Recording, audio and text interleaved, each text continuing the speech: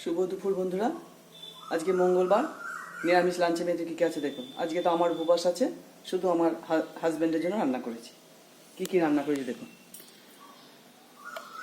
প্রথম পাতে পটল ভাজা, এটা হলো বড়ি ভাজা,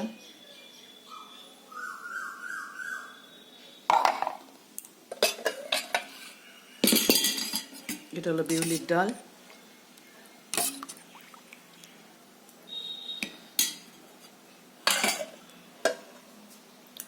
এটা হলো ঝিঙে আলু পোস্ত,